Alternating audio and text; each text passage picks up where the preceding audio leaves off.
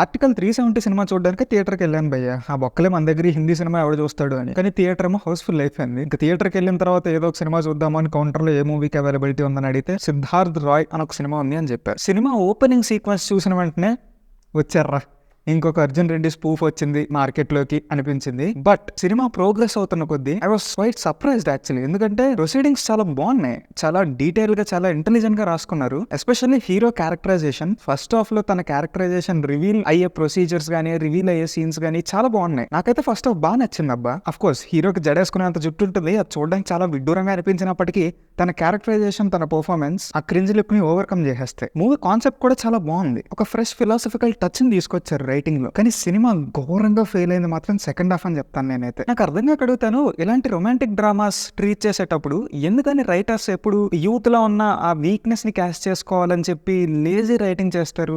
మీకు అర్థమవుతుంది, నేను సినిమా చూస్తే మీకు అర్థమవుతుంది నేను ఏం చెప్తున్నాను. మూవీ ఓపెనింగ్ సీక్వెన్స్ లోనే హీరో సారీ హిందూ అని చెప్పి అరవడం మొదలు పెడతాడు. ఆ సీన్ చూసిన వెంటనే మనకు అర్థమైపోతుంది తను ఒక అమ్మాయిని సిన్సియర్ గా లవ్ చేసి తర్వాత దాంట్లో బ్రేకప్ అయ్యి ఒక ఫ్రస్ట్రేటెడ్ సైకీ మోడ్ లో ఉన్నాడని మాకు అర్థం అవుతుంది.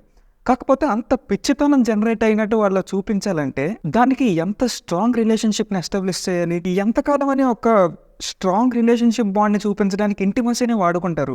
అంటే అది చాలా లేజీ అనిపిస్తుంది భయ్య. మీకు ఒక ఎగ్జాంపుల్ చెప్తాను, హీరో హీరోయిన్కి ఎందుకు పడిపోయాడు అని. ఇది చెప్తే మీకు క్లారిటీ వస్తుంది. సెకండ్ హాఫ్లో క్యాంపస్ ప్లేస్మెంట్స్ అవుతుంటాయి, వర్షం పడుతుంది. వర్షం అంటే హీరోయిన్కి ఇష్టం కాబట్టి చీర కట్టుకుని ఉంటుంది, వర్షంలోకి వెళ్ళి ఇలా తిరుగుతూ ఉంటుంది. అది మన హీరో చూసి హీరోయిన్కి వెళ్ళి కిస్ చేసేస్తాడు. అది చూసిన ప్రిన్సిపల్ ఏమో this is the best campus placement I've ever seen అంటాడు. రే ఏ ఊర్లో రా ప్రిన్సిపల్ నడి రోడ్డు మీద నడి క్యాంపస్లో కిస్ జరుగుతుంటే wow this is the best campus placement I've ever seen అని చెప్పి ఏం రాస్తున్నారా? సరే అది పక్కన పెట్టండి. మూవీ క్లైమాక్స్ చూస్తే, నేను క్లైమాక్స్ ఏంటో చెప్పను, అది వెళ్ళి మీరు చూడండి.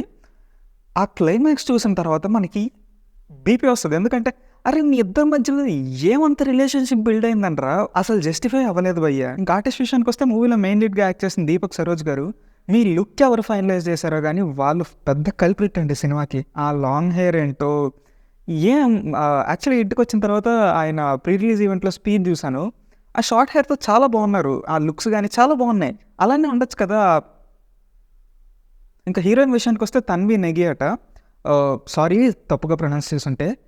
ఇంకా టిపికల్ తెలుగు మూవీ హీరోయిన్ అండి, క్యూట్గా కనిపించడం, పెద్ద పెద్ద లెక్చర్లు ఇవ్వడం, లేకపోతే హీరోకి ఏమైనా ప్రాబ్లం వస్తే నేనున్నాను అని చెప్పి హీరో పక్కన పడుకోవడం, ఈ రాత మీకు తెలిసిందే కదా. వీళ్ళు కాకుండా కొంతమంది సీనియర్ ఆర్టిస్ట్ ఉన్నారు, వాళ్ళైతే వాళ్ళ క్యారెక్టర్స్కి తగ్గట్టు సెటిల్గా పర్ఫామ్ చేశారు. అండ్ మ్యూజిక్ బై రతన్ పెద్ద గుర్తుండిపోయే పాటలేం కాదు, అలా అని చెప్పి మరీ వరస్ట్గానూ లేవు, మూవీ ఫ్లోలో తెలిసిపోతాయి. సో ఇంకా డైరెక్టర్ యశస్వి గారు మీరే రైటర్ కాదని నాకు తెలియదు, ఒకవేళ మీరే రైటర్ అయితే మాత్రం మీరు ఫస్ట్ హాఫ్ లో పెట్టిన ఎఫర్ట్ సెకండ్ హాఫ్ లో కూడా పెట్టాలండి. కంగారుగా లేపేయకండి. ఎస్పెషల్లీ రొమాంటిక్ సీన్స్ రాసుకుంటున్నప్పుడు, రొమాంటిక్ డ్రామా రాసుకుంటున్నప్పుడు there is lot more to explore beyond physical intimacy. Hero heroine కోసం పిచ్చిగా సంఖ్య అయిపోతున్నాడంటే ఆ ఎమోషనల్ కనెక్ట్ ని మీరు మా చేత ఫీల్ అయ్యేలా చేయాలి. అలా అవ్వాలి అంటే మీరు ఆ లవ్ మేకింగ్ సీన్స్ కాకుండా ఇంకొంచెం ఎఫర్ట్ పెట్టి ఒక బ్రీజీ ఫీలింగ్ ఇవ్వాలి. అలా కాకుండా ఇలాంటి సీన్సే రాసి బోల్డ్ అని జబ్బలు కొట్టుకున్నంత మాత్రం it's not bold. I'm very sorry, it's not bold, it's being lazy. Movie మీద నా ఫైనల్ వర్డిక్ట్ ఏంటంటే